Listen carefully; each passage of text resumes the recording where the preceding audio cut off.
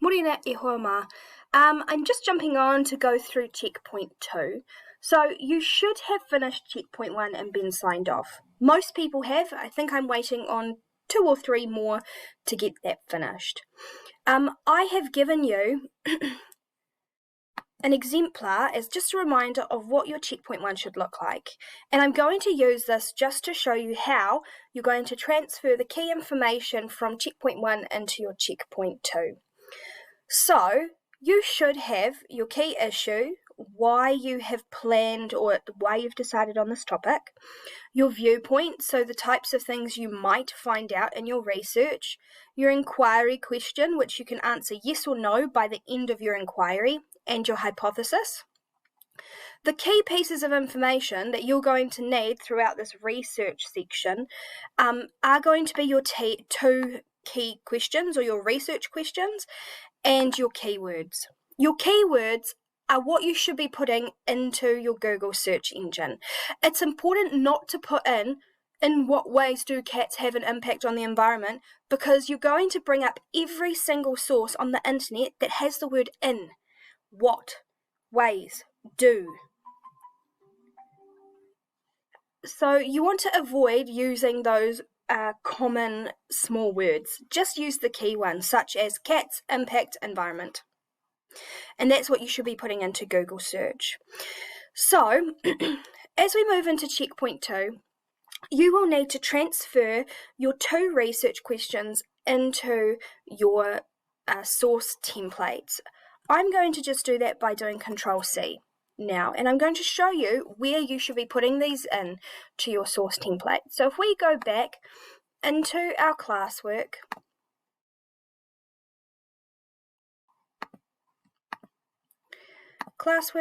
and we should be moving on to checkpoint 2, source notes.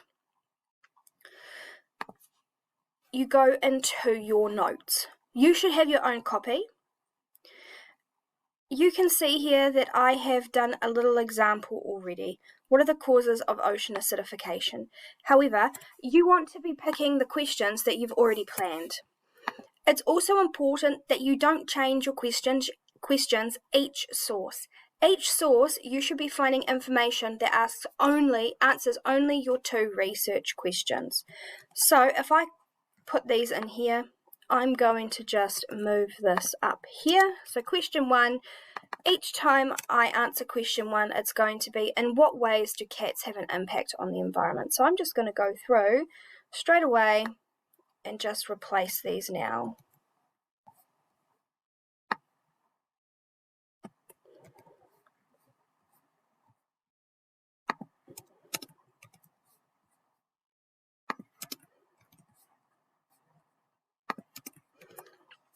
Then I'm going to do the same for question 2. So my second question I was going to research was, how can cats be controlled? So I'm just going to move it to make sure it's in the right place for later.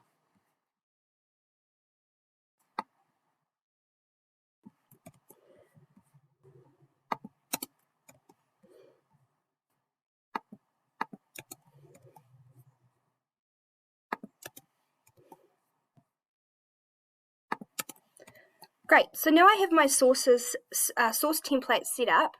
What I'm going to go do is find my first source. So if I go to Google, I'm going to use those keywords. So cat, control, environment, consequences. I wouldn't recommend any more than really 4 keywords. You also want to make sure that you're not just picking the very first thing. Because I'm also looking at a New Zealand context, you might add, if you're finding it hard to find something relevant, you might add that little extra by putting New Zealand or NZ. And here we go. Local councils considering cat controls to save native wildlife. That looks pretty good. The cat's impact on native wildlife, and I can see it's a New Zealand source, so it should have relevant information to me. So I am going to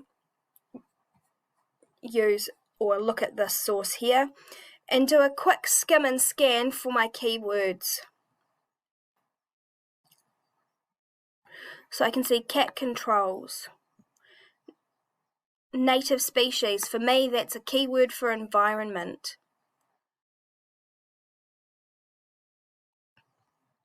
Oh, and I'm seeing some good information here about how it kills our native wildlife, including birds, lizards, and insects.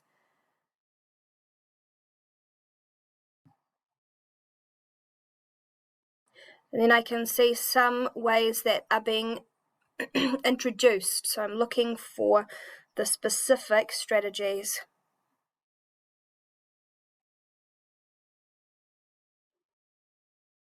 So, for example, limiting cat numbers that they require to be desexed, microchipped. So, if I had a printer, I'd be printing this off and using two highlighters to color code my answers, like I have done in my exemplar source template for you. If I were to do that, or you might do it by just taking you might do it digitally, and you could just copy and paste all of the words, and I might go, okay, these are the two colors that I'm going to use throughout all of my sources, and color code it that way. So if I were to be, I would normally have a pen and piece of paper next to me and write down my answers as I go so that I don't have to flick in between the two sources.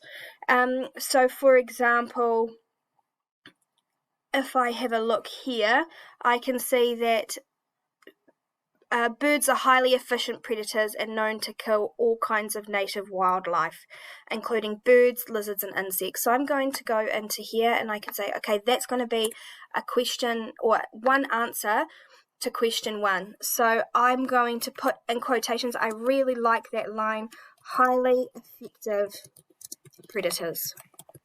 That's what cats are. I also liked killing native wildlife, birds, lizards, insects. I haven't quoted it word for word, so I don't need to put it in quotation marks. And then I'm going to go back. Oh, look here, nesting failure.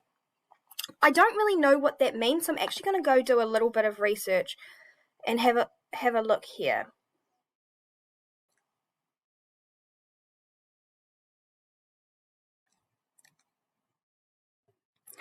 Here, okay, so I can see that nesting failure means that not a single chick has survived, mainly because they've fallen prey to cats through nests that have also lost hedgehogs. I would perhaps be looking now, this might be a good second source. So I'm going to have a look and see if they talk about any kind of strategies used to control cats.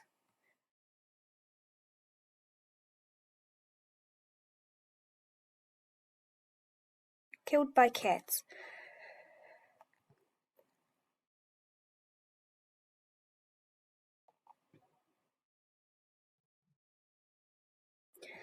So I can't use this source because it doesn't answer my second question. However, I can use it in my own for my own understanding. So I can say, if we go back here, so endangered species of birds are not able to repopulate. So I'm putting this into my own words and reading between the lines, because cats are killing the baby chicks. This is happening especially in Kaikoura, and I might just double check if it's a particular bird. I believe it was called the dotterel. The banded dotterel. There you go, banded dotterels. And because I just want to make sure the spelling's correct, I'm just going to do a sneaky copy-paste. However, I'm not going to do this often because I don't want to accidentally plagiarize with the banded dotterels. So it's also important, you know, I can see if you're copying and pasting because the font is different. So if you are going to do that, make sure that you are dealing with the font issues. Oh, I should spell that correctly. So I know there are more answers in there. If this was going to be my assessment, I'd be going through and making sure I had every single point that's covered in that source. If we come back here, I've missed probably the most important thing, which is making sure that I have got all my source details at the top of my page so that I can do my evaluations, which are checkpoint 3. So the title of this text is this here. This is when copy and paste is fine. I can tell you that it's a written source because I got my information by reading it. It was none of these, but it was an article. And when I just highlight that yellow, I can tell you that the person who wrote this works for Stuff. And let's have a quick look and see if we can find, there is our author. If they do work for a newspaper company or they work for a specific channel on YouTube, or they have a specific channel name, but you know their specific individual name and the organisation, please put down both. Stuff, and we've got Emma Dangerfield, and because we are dealing with font issues, we're going to make sure they're the same. And the last thing we need to have, which isn't in here, is when it was either printed or last updated. So for example, I can see that this was updated this year. So if I Control C, published, and you do need this date because when you do your source evaluations in checkpoint 3, you need to be able to say that this is a current or an old and out of date source, so that you can make some decisions as to how reliable it is. One thing I would also do, just in case, is I would put in the URL, and I would just put that down here so that I can go back if I've forgotten anything. Oops, there we go. And so I would go back and make sure that I've got all my answers for question 2. So from memory, when I read it the first time, the solutions are near the bottom. So here we've got mandatory microchipping. So updating its laws. So I would be writing that as how can cats be controlled. So stricter laws.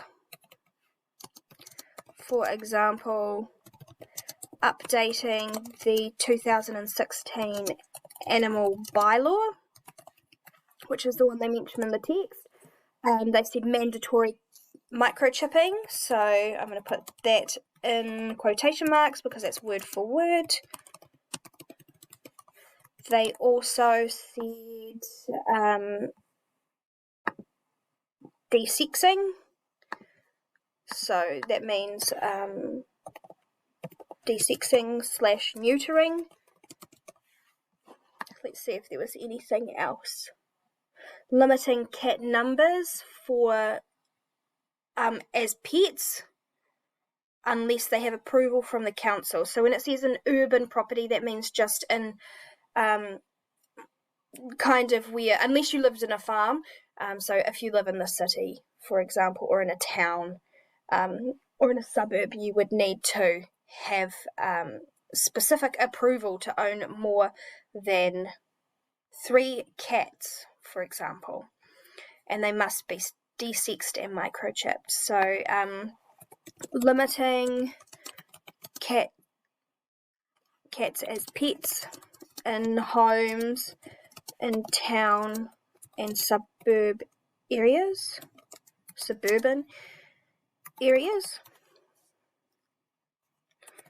needing approval for more than 3